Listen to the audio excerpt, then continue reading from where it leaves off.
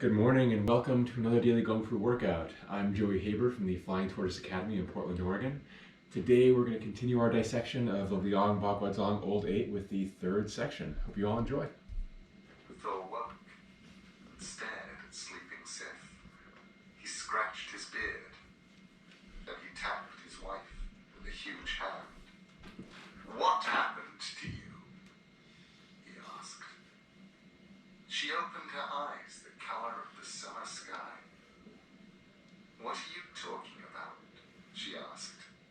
And then she moved her head and looked puzzled. Her fingers reached up to her bare pink scalp and touched it, exploring it tentatively. She looked at Thor, horrified. "My hair," was all she said. Thor nodded.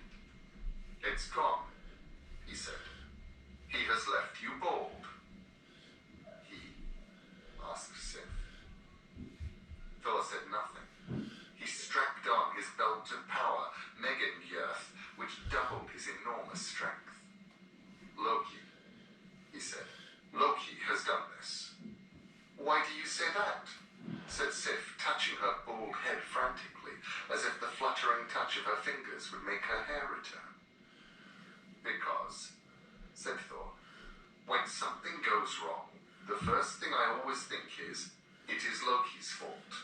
It saves a lot of time."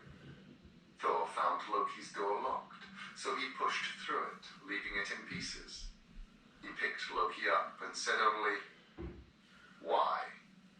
"Why what?" Loki's face was the picture of perfect innocence. "Sif's hair. My wife's golden hair. It was so beautiful. Why did you cut it off?" 100 expressions chased each other across Loki's face. Cunning and shiftiness, truculence and confusion. Thor shook Loki hard. Loki looked down and did his best to appear ashamed. "It was funny. I was drunk." Thor's brow lowered. Sif's hair was her glory. People would think that her head was shaved for punishment, that she did something she should not have done, did it with someone she should not have. "Well, yes, there is that," said Loki.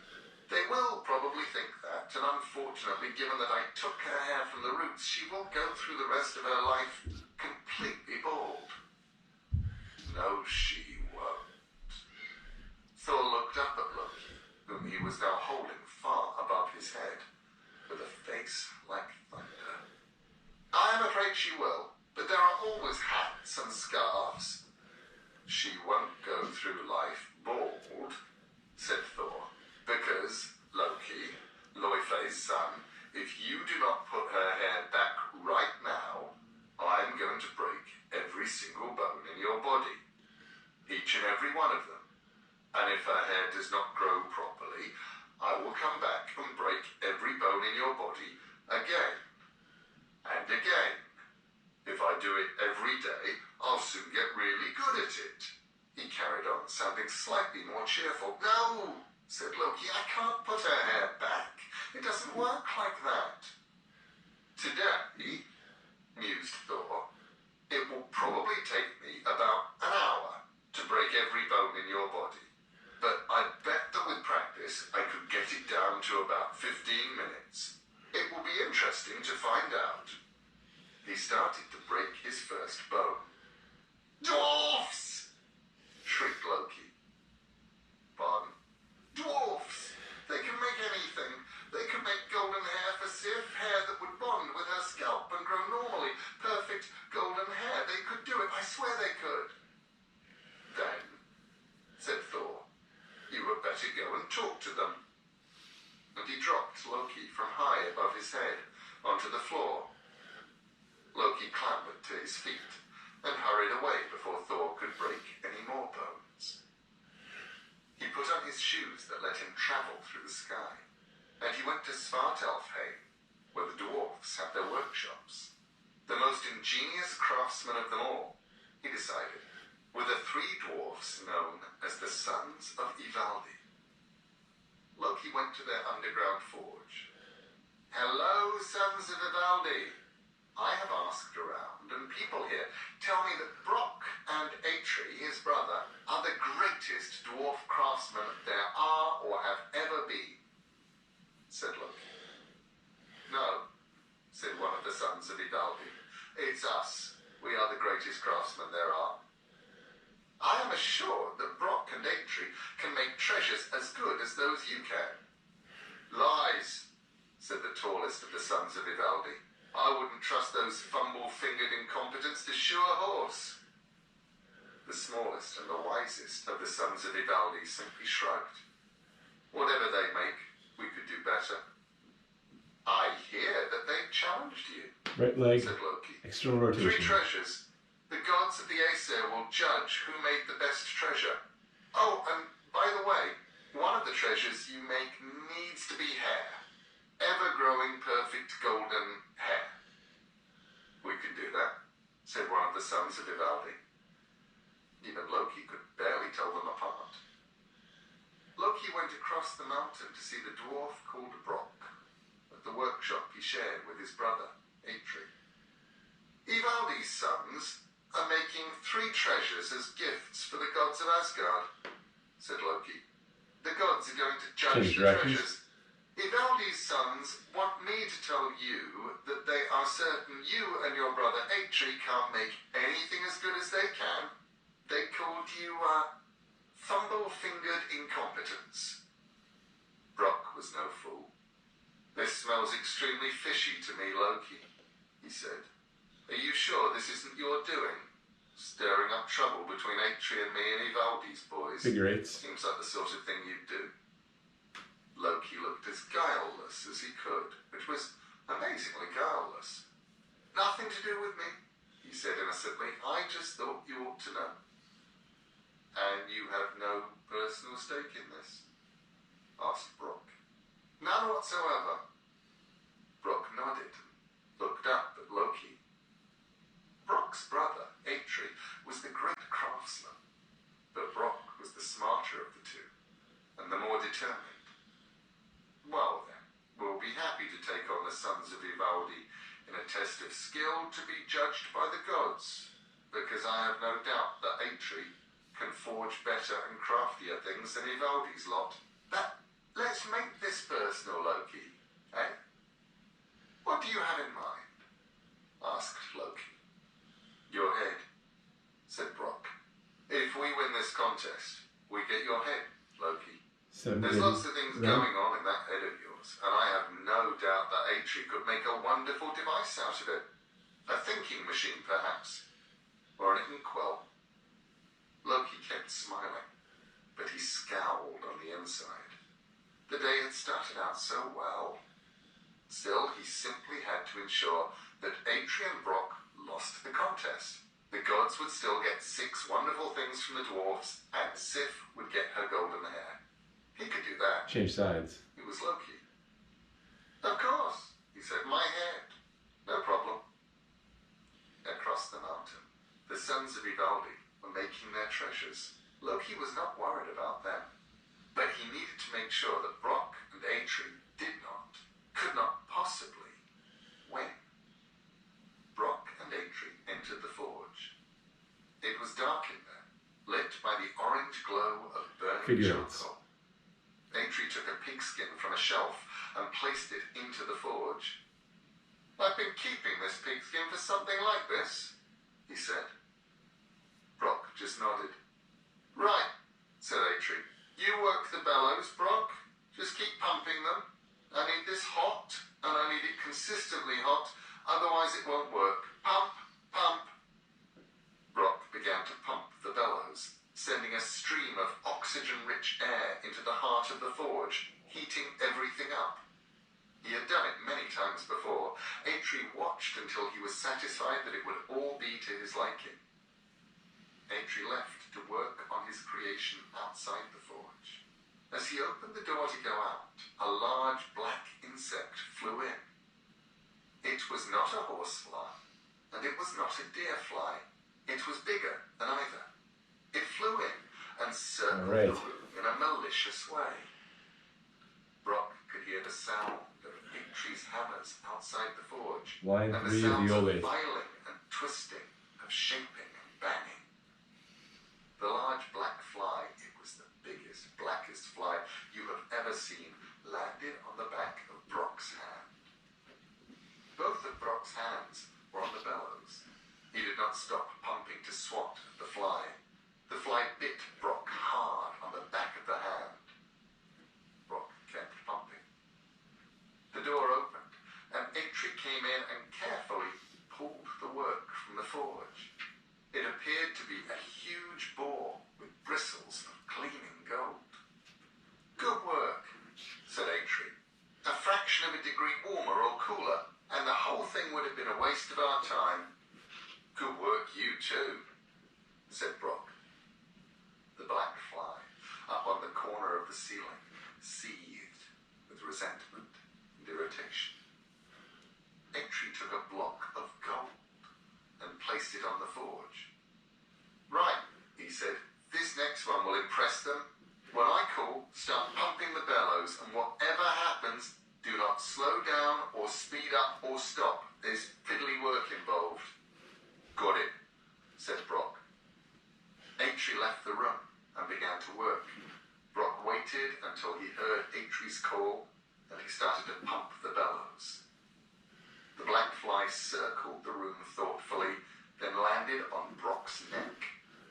The insect stepped aside daintily to avoid a rivulet of sweat, for the air was hot and close in the forge.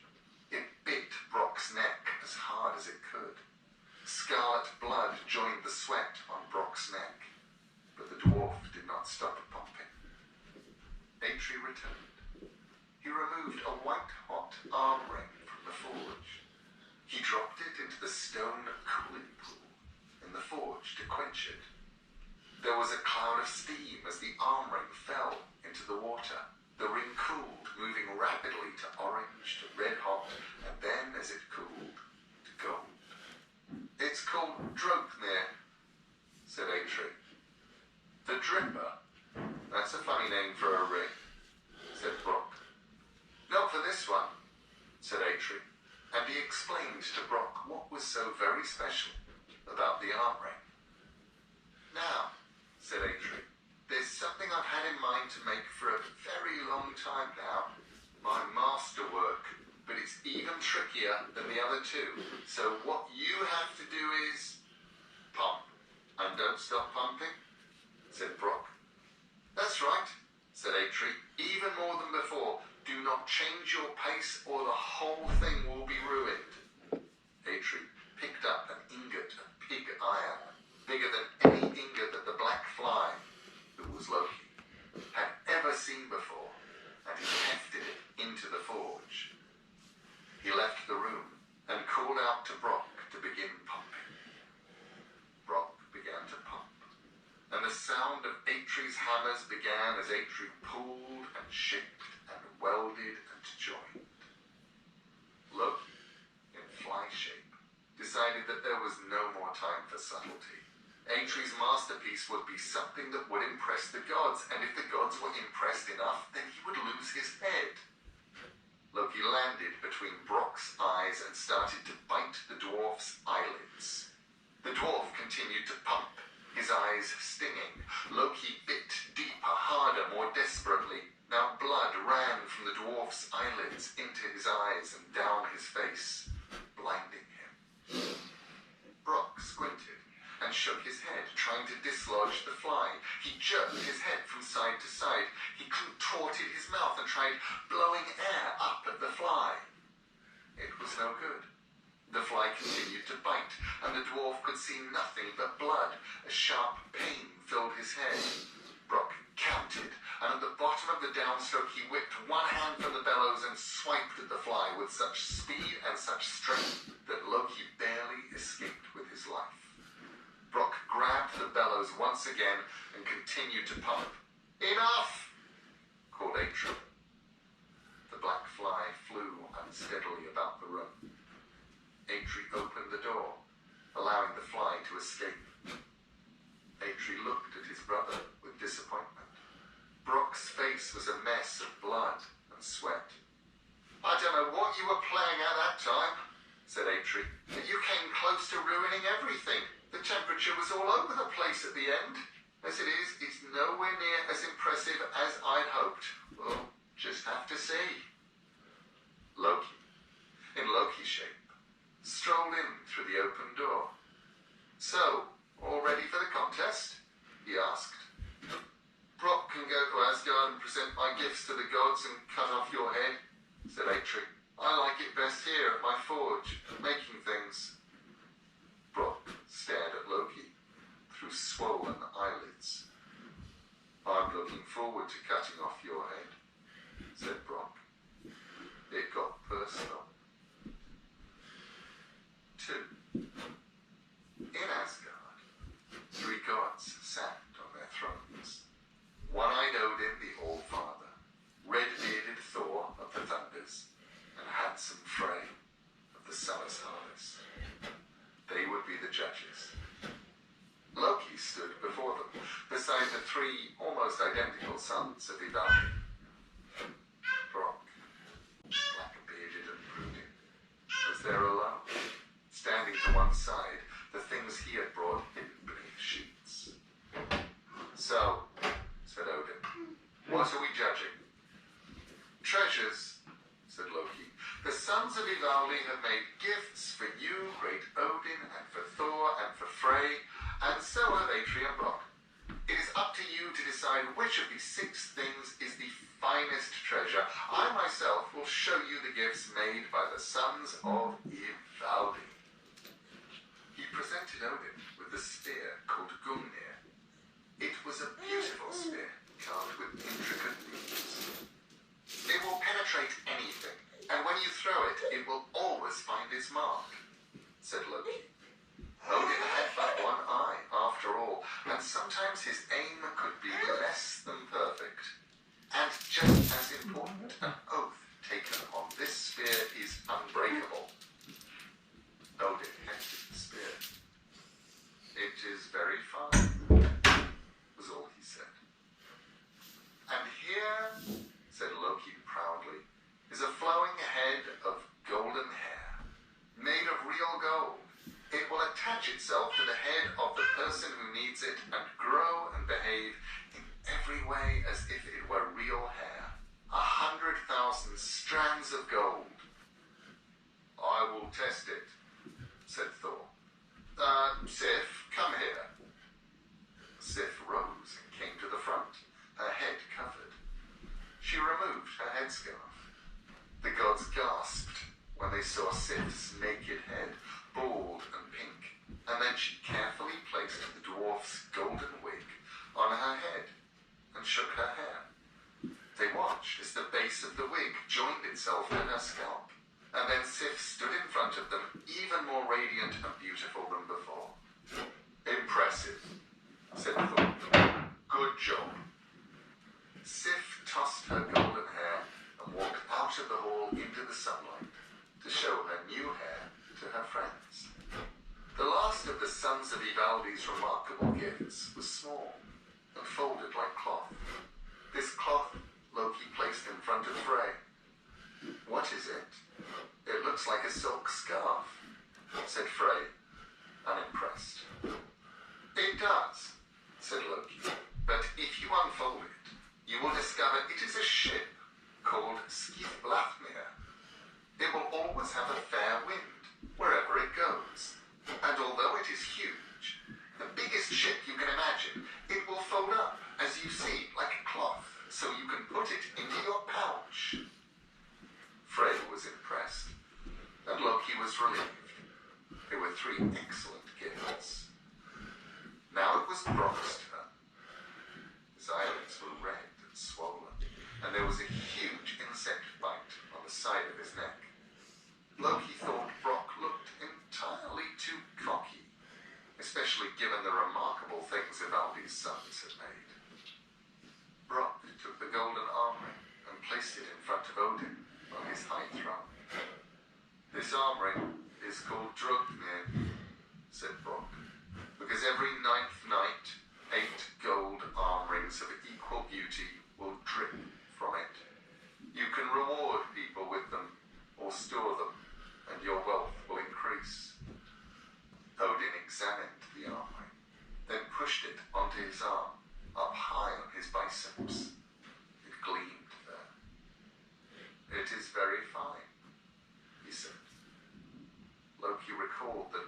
said the same thing about the spear.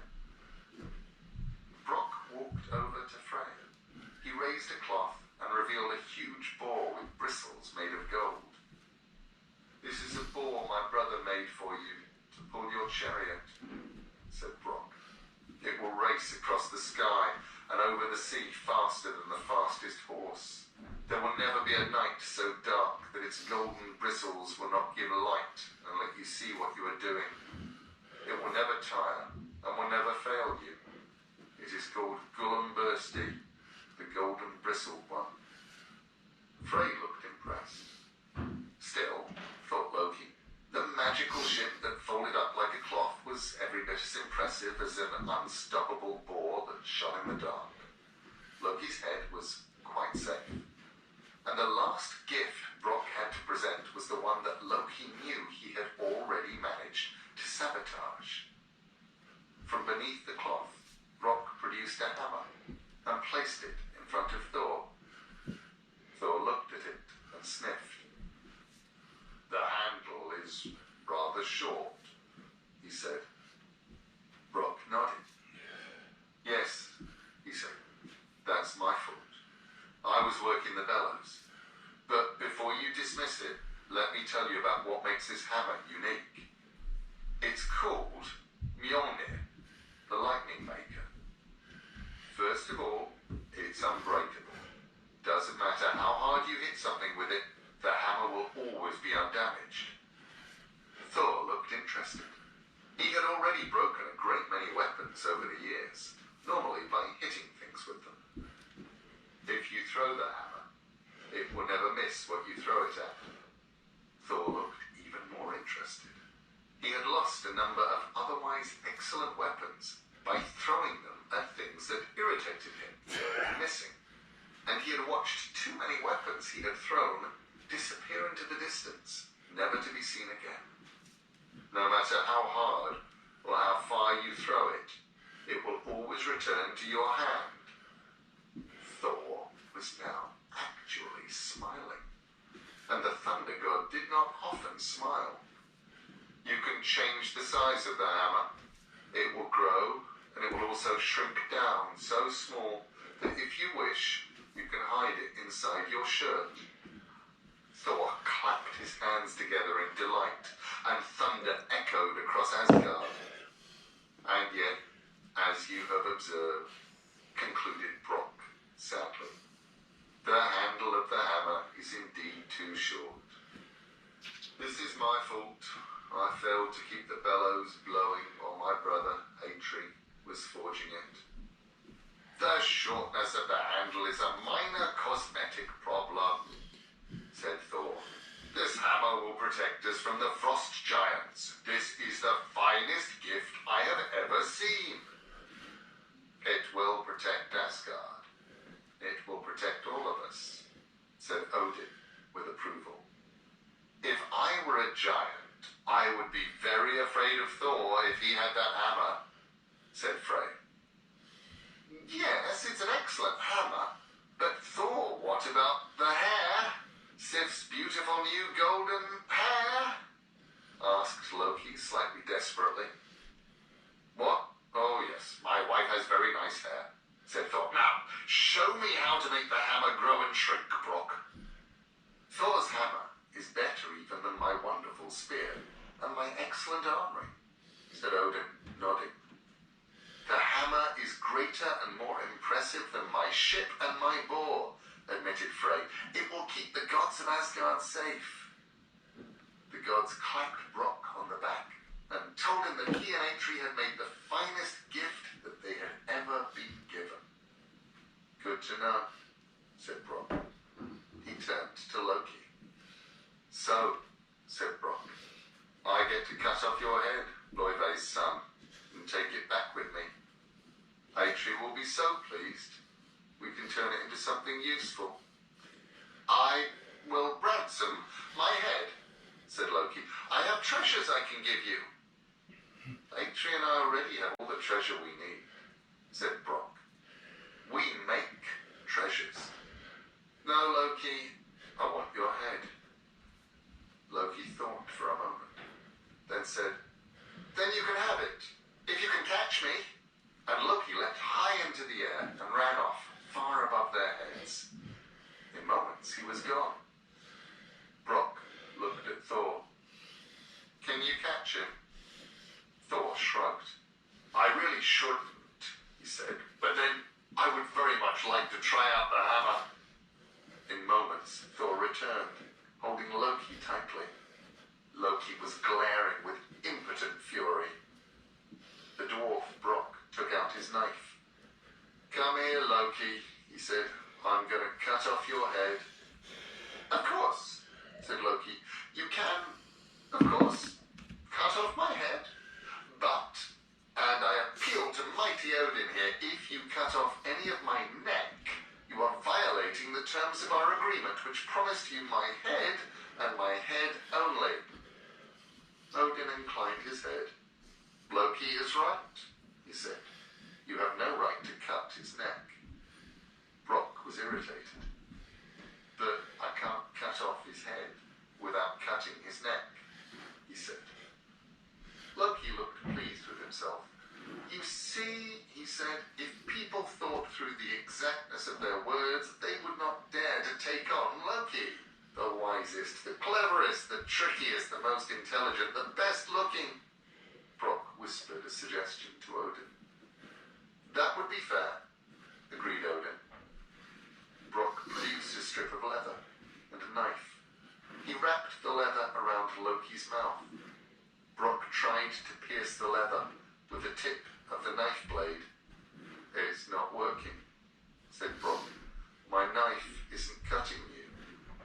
I might have wisely arranged for protection from knife blades, said Loki modestly, just in case the whole you can't cut my neck ploy did not work. I'm afraid no knife blade can cut me. Brock grunted and produced an awl, a pointed spike used in leatherwork, and he jammed it through the leather, punching a hole through Loki's lips. Then he took a strong thread and he sewed Loki's lips together with it. Brock walked away, leaving Loki with his mouth sewn up tight, unable to complain. For Loki, the pain of being unable to talk hurt even more than the pain of having his lips stitched into the leather. So now you know. That is how the gods got their greatest treasures. It was Loki's fault. Even Thor's hammer was Loki's fault. That was the thing about Loki. You resented him even when you were at your most grateful, and you were grateful to him even when you hated him the most. The Master Builder. Thor had gone to the east to fight trolls. Asgard was more peaceful without him, but it was also unprotected. This was in the early days, shortly after the treaty between the Aesir and the Vanir, when the gods were still making a home for themselves, and Asgard was undefended. We cannot always rely on Thor, said Odin. We need protection. Giants will come. Trolls will come. What do you propose? Asked Heimdall, the watchman of the gods. A wall, said Odin. High enough to keep out frost giants, thick enough that not even the strongest troll could batter its way through. Building such a wall, said Loki, so high and so thick, would take us many years. Odin nodded his agreement. But still, he said, we need a wall. The next day, a newcomer arrived in Asgard. He was a big man, dressed as a smith, and behind him trudged a horse, a stallion, huge and grey with a broad back. They say you need a wall built, said the stranger. Go on, said Odin. I can build you a wall, said the stranger. Build it so high that the tallest giant could not climb it, so thick that the strongest troll could not batter through it.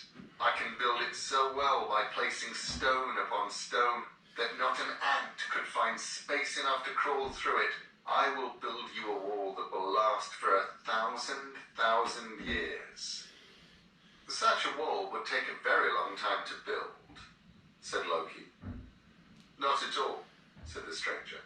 I can build it in 3 seasons. Tomorrow is the first day of winter. It would only take me a winter, a summer, and another winter to build. And if you could do this, said Odin, what would you ask in return? I need little enough payment for what I'm offering, said the man. Only 3 things. First, I would like the beautiful goddess Freya's hand in marriage. That is not a little thing, said Odin, and it would not surprise me if Freya had her own opinions about the matter. What are the other 2 things? The stranger grinned a cocky grin.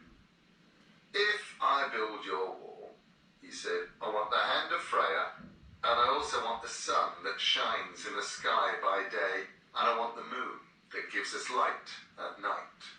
These 3 things are what the gods will give me if I build your wall. The gods looked at Freya. She said nothing, but her lips were pressed together and her face was white with anger. Around her neck was the necklace of the Brisings, which shone like the northern lights as it brushed her skin, and her hair was banded in gold, which was almost as bright as the hair itself. Go and wait outside, said Odin to the stranger. The man walked away, not before asking where he could find food and water for his stallion, which was called Swathelfari, which means one who makes an unlucky journey. Odin rubbed his forehead, and he turned and looked at all the gods. Well, asked Odin. The gods began to talk. Quiet, shouted Odin, one at a time. Each of the gods and the goddesses had an opinion, and every one of them was of the same opinion, that Freya, the sun, and the moon were all too important and too valuable to be given to a stranger, even if he could build them the wall they needed in 3 seasons. Freya had an additional opinion. She felt that the man should be beaten for his impertinence, then thrown out of Asgard and sent on his way. So, said Odin the Allfather, we are decided. We say no. There was a dry cough from a corner of the hall. It was the kind of cough intended to attract attention, and the gods turned to see who had coughed. They found themselves looking at Loki, who stared back at them, and who smiled, and held up a finger as if he had something important to divulge. It is worth my pointing out, he said, that you are ignoring something huge. I do not think we have overlooked a single thing, troublemaker of the gods, said Freya tartly. You are all overlooking, he said, that what this stranger is proposing to do is, to make no bones about it, quite impossible. There is no one alive who could build a wall so high and so thick as the one he described and had it finished in 18 months. Not a giant or a god could do this, let alone a mortal man. I would stake my skin on it. At this, the gods all nodded and grunted, and looked impressed. All of them except for Freya, and she looked angry. You are fools, she said, especially you, Loki, because you think yourself clever. What he says he can do, said Loki, is an impossible task. So I suggest this. We agree to his demands and to his price, but we set him stiff conditions. He may have no help building his wall, and instead of 3 seasons to build his wall, he has but 1. If on the first day of summer any of the wall is unfinished, and it will be, then we pay him nothing at all. Why would he agree to that? Asked Hector. And what advantage would that give us over not having a wall at all? Asked Frey, Freya's brother. Loki tried to suppress his impatience. What all the gods fools?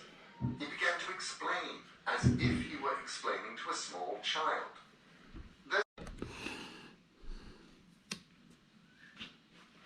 Okay, it's time we got for today. Thank you so much for watching, and stay safe out there. to